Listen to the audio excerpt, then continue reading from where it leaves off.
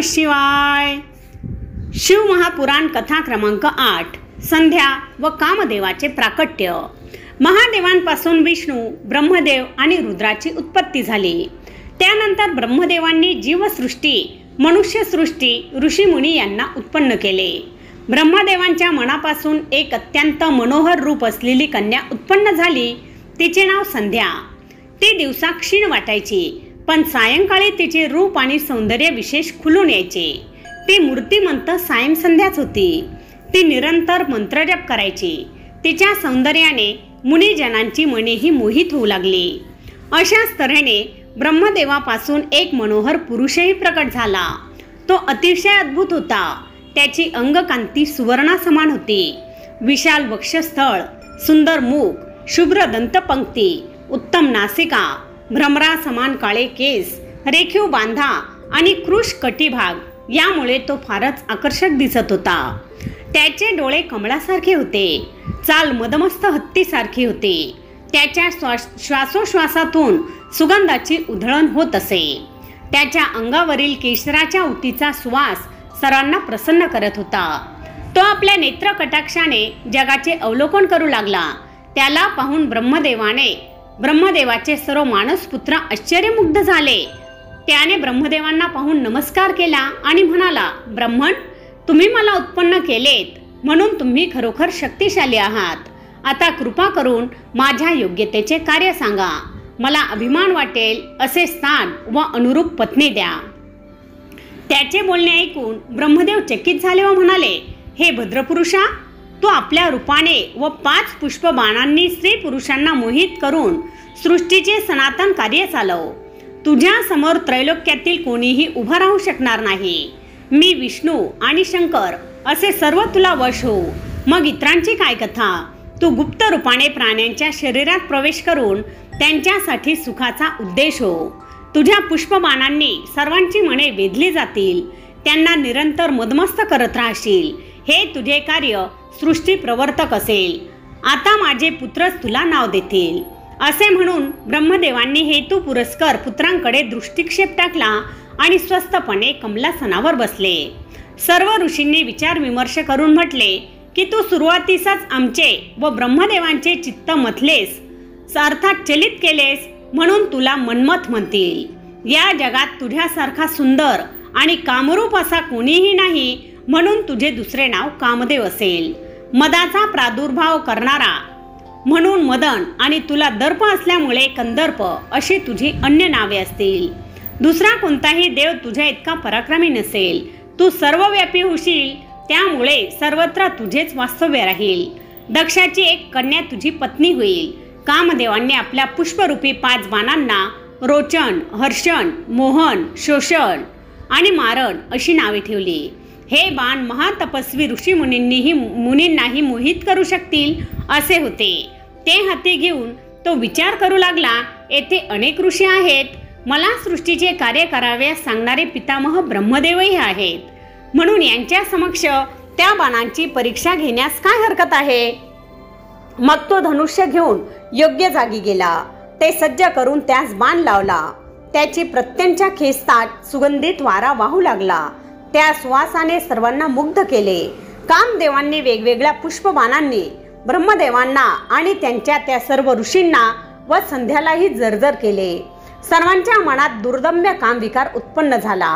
कामावश होऊन ब्रह्मदेव आणि प्रजापती मरीची, दक्ष आणि पुत्रांच्या मनात संध्येला प्राप्त करण्याची अभिलाषा उत्पन्न झाली. ते पाहून कामदेवाला आपल्या कार्याबद्दल विश्वास वाटू लागला. त्या समय धर्म तेथेच उभा होता. आपल्या पित्याच्या व भावांच्या मनात पापबुद्धी निर्माण झालेली पाहून त्याला फारच दुःख झाले. त्याने धर्मरक्षक शंकराचे स्मरण केले. तेव्हा भगवान शिव साक्षात प्रकट झाले. ते सर्वांकडे पाहून हसून म्हणाले, विधाता, संध्या ही तुझीच कन्या आहे ना? मग तिच्याविषयी तुझ्या मनात कामविकार कसा उत्पन्न झाला? हे योग्य नाही. सर्व वेद तुझ्या मुखात आहेत, पण काम प्रभावाने तू त्यांचे उपदेशही विसरलास. तुझे मन इतके बहकलेच कसे? कुठे गेला तुझा विवेक? कुठे गेले तुझे धैर्य? हे सर्व ऋषी देखील एका स्त्रीला पाहून असे कसे कामवश झाले? त्यांचे निर्मळ मन मलिन कसे झाले? तुमच्यासारख्या स्त्रीवर आसक्त होणाऱ्या पुरुषांशी शास्त्र चर्चा करण्यात काय अर्थ आहे? तुमचा धिक्कार असो. शंकरांचे बोलणे ऐकून ब्रह्मदेव खजील झाले. त्यांना दरदरून घाम फुटला. मनात संध्येबद्दल अभिलाषा असूनही शिवजींच्या भयाने त्यांनी तो कामविकार टाकून दिला. परंतु त्या समयी त्यांच्या शरीरातून जे धर्मबिंदू खाली पडले त्यातून 64,000 अग्निश्वात आणि 86,000 भैरशत पितर उत्पन्न झाले. त्या समयी दक्षाच्या घामापासून एक कन्या उत्पन्न झाली.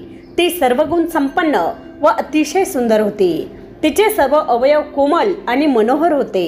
तिचे नाव रती. तिचे रूप आणि सौंदर्य पाहून सर्व ऋषींचे वीर्य स्खलित झाले.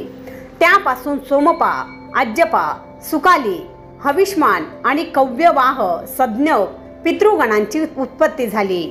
अशा प्रकारे निर्दोष संधेमुळे अनेक पितरांची सृष्टी अस्तित्वात आली. धर्माच्या हाकेला धावून महादेवांनी त्याचे रक्षण केले व अनुग्रह करून ते अंतर्धान पावले. या सर्व प्रकारामुळे ब्रह्मदेवाला कामदेवाचा खूपच राग आला. त्यांनी त्याला सर्वांसमक्ष शाप दिला. कंदर्प, तुला आपल्या सामर्थ्याचा फारच गर्व झाला आहे. तुझ्यामुळे आम्हा सर्वांना मान खाली घालावी लागली.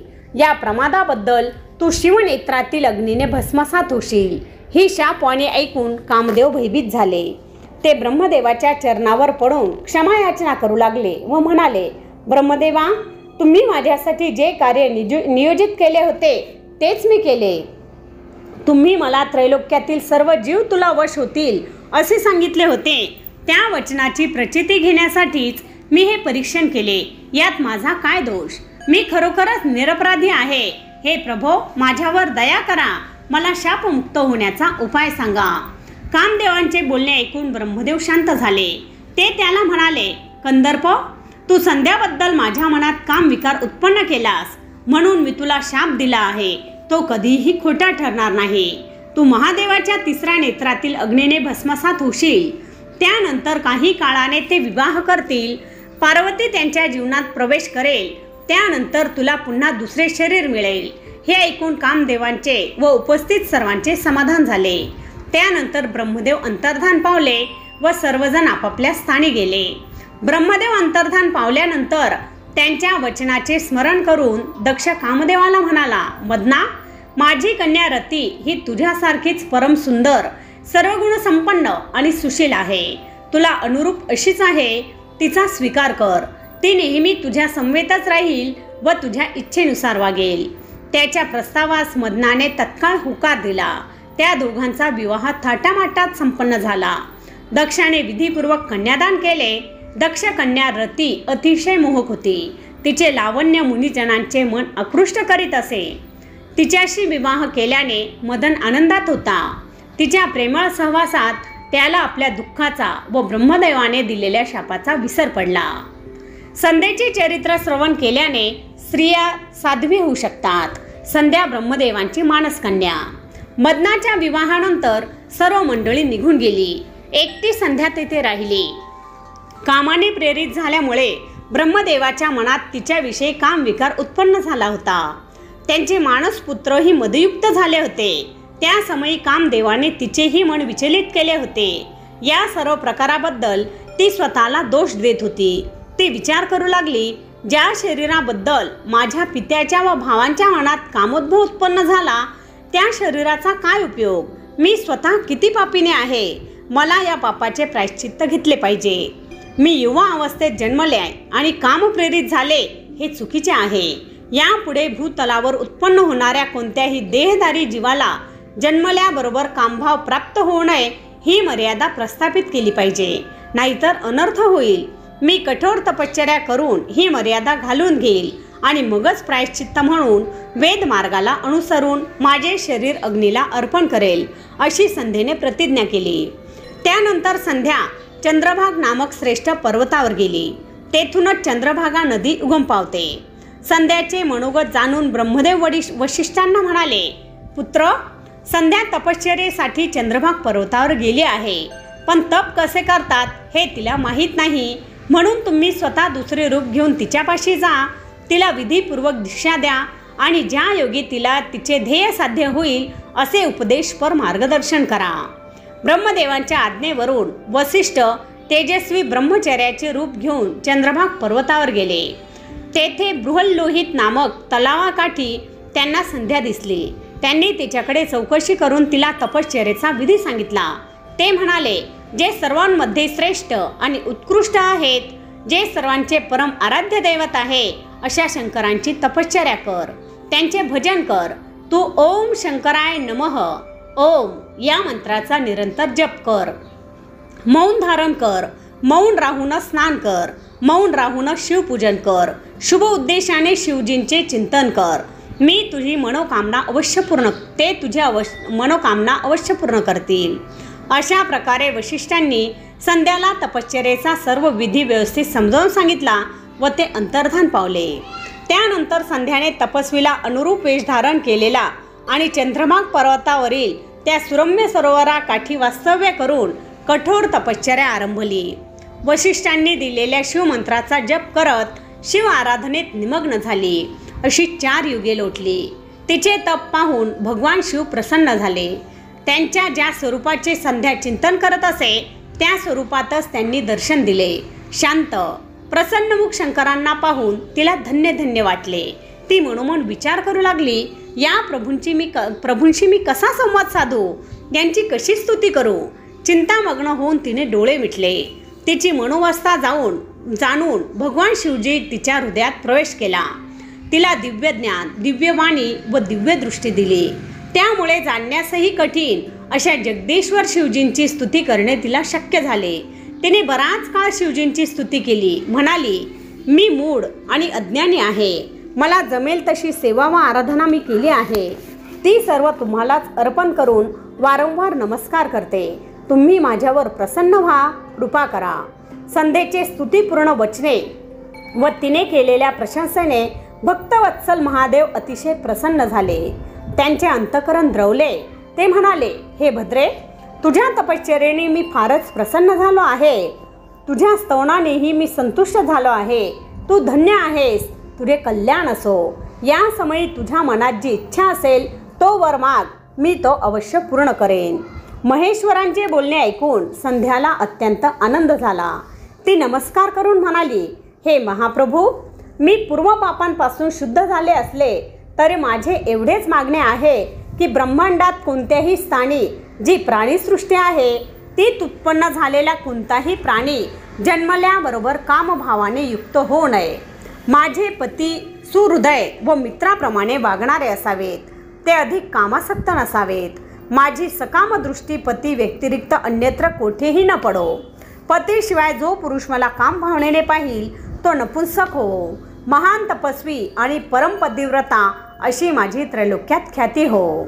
संध्येचे मागणे ऐकून भगवान शंकर खूपच प्रसन्न झाले. ते म्हणाले, हे शुभप्रज्ञे, तू अगदी निष्पाप आहेस, शुद्ध आहेस. मी तुला तुझ्या इच्छेनुसार वर देत आहे. यापुढे प्राण्यांच्या जीवनात शैशव, कौमार्य, यौवन आणि वार्धक्य या 4 अवस्था असतील. 3री अवस्था प्राप्त झाल्यावरच देहधारी जीव कामभावनेने युक्त होतील.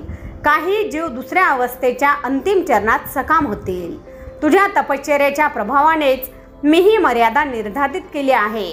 तू परमसत्य होशील. त्रैलोक्यात तुझ्यासारखे अन्य कोणतीही स्त्री नसेल. तुझ्या पतीशिवाय अन्य कोणत्याही पुरुषाने तुझ्याकडे कामदृष्टीने पाहिले तर ते तत्काळ नपुंसक आणि दुर्बल होतील.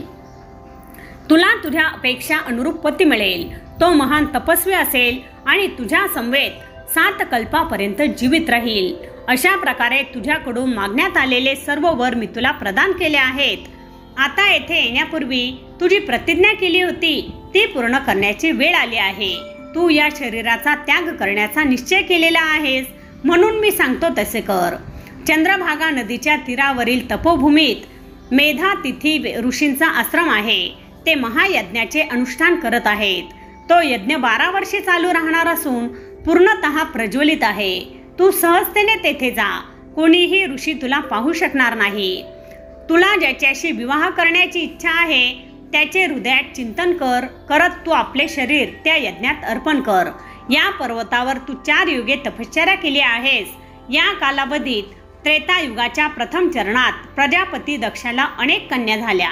त्यांचे यथायोग्य वरांशी त्यांचे विवाह केले. त्यापैकी 27 कन्या चंद्राला दिल्या, पण अन्य भार्या सोडून तो केवळ रोहिणीवरच प्रेम करू लागला। त्यामुळे संतप्त झालेल्या दक्षाने त्याला शाप दिला। त्याने शापमुक्त व्हावे म्हणून ब्रह्मादिक सर्व देव तुझ्यापाशी आले होते, पण त्या समय तू माझ्या ध्यानात इतके रममाण होतीस की त्यांच्याकडे डोळे उघडून पाहिलेही नाहीस। तेव्हा चंद्राला शापमुक्त करण्यासाठी त्यांनी तेथे एक नदी उत्पन्न केली। चंद्रामुळे तिला चंद्रभागा हे नाव पडले। तिच्यावर आविर्भवन झाल्यावर महर्षी मेधातिथींचे तिच्या तीरावर आगमन झाले। त्यांच्यासारखा दुसरा तपस्वी नाही। सध्या ते प्रदीर्घ चालणारा ज्योतिष्टोम यज्ञ करत आहेत। त्या यज्ञान्वित स्वदेहाचे दहन करून तू पवित्र होशील आणि तुझी प्रतिज्ञाही पूर्ण होईल। अशा प्रकारे संध्याला मनोवांछित वरदान देऊन आणि कल्याणार्थ हितोपदेश करून देवेश्वर शिव अंतर्धान पावले। संध्येची आत्माहुती आणि अरुंधतीची उत्पत्ती। त्यानंतर संध्या चंद्रभागेच्या तीरावर वसलेल्या तपोभूमीत आली। तेथे मदतिथी ऋषी यज्ञ करत होते। ती यज्ञकुंडापाशी गेली तेव्हा शिवकृपेने कुणाच्याही दृष्टीस पडली नाही। तिने तपश्चर्येचा उपदेश देणाऱ्या वशिष्ठ ऋषींचे स्मरण केले आणि तोच पती प्राप्त व्हावा अशी इच्छा धरून प्रज्वलित अग्नीत उडी मारली। तिचे शरीर यज्ञातील हवन यज्ञाप्रमाणे तत्काळ दग्ध झाले। त्याचा हवन द्रव्यासमान गंध दरवळला। अग्नीने शिवजींच्या आज्ञेनुसार तिचे सूक्ष्म शरीर घेऊन सूर्यमंडलात प्रवेश केला। सूर्याने देवतांच्या आणि पितरांच्या तृप्तीसाठी त्या शरीराचे 2 भाग करून ते आपल्याच रथात ठेवले। तिच्या शरीराचा वरचा भाग प्रातःसंध्या व शेष भाग सायंसंध्या झाला। प्रातःसंध्या ही अरुणोदयाच्या सुमारास केली जाते, तर सायंसंध्या ही लाल कमळा समान सूर्याचा अस्त होतो तेव्हा केली जाते। प्रातःसंध्या ही देवतांना तर सायंसंध्या ही पितरांना प्रसन्न करणारी आहे। परम दयाळू भगवान शिवजींनी संध्येच्या प्राण्यांना दिव्य शरीर दिले। ती यज्ञ समाप्तीच्या वेळी अग्नीमध्ये कन्यारूपाने प्रकट झाली। तिची अंगकांती तप्त सुवर्ण समान होती। यज्ञ नारायणच्या कृपाप्रसादाने कन्या प्राप्त झाली म्हणून महर्षी मेधातिथींना फार आनंद झाला। त्यांनी तिला स्नान घातले व मोठ्या प्रेमाने आपल्या मांडीवर बसवले। तिचे अरुंधती असे नामकरण केले। यज्ञ कार्य यथासांग पार पडले आणि परमेश्वराने प्रसादही दिला म्हणून त्यांना अगदी कृतकृत्य वाटत होते। ते शिष्य परिवारासह आश्रमात राहून अरुंधतीचे पालनपोषण करू लागले। ती उपवर झाली तेव्हा ब्रह्मदेव, विष्णू आणि महेश्वर यांनी मेधातिथींशी विचार विमर्श करून तिचा वसिष्ठांशी विवाह करून दिला। तो विवाहोत्सव देव, ऋषी, मुनी अशा सर्वांनाच आनंद देऊन गेला। या मंगल प्रसंगी ब्रह्मदेवांच्या, श्रीहरींच्या आणि शिवजींच्या हातून पडलेल्या जलाने क्षिप्रा व अशा 7 पवित्र नद्या उत्पन्न झाल्या। अरुंधती वसिष्ठांची पत्नी होऊन श्रेष्ठ पतिव्रता धर्माचे पालन करत आनंदाने राहू लागली। तिला शक्ती आणि श्रेष्ठ पुत्र झाले। जे स्त्री पुरुष याचे संध्येला चरित्राचे श्रवण श्रद्धेने करतात त्यांच्या सर्व इष्ट कामना पूर्ण होत।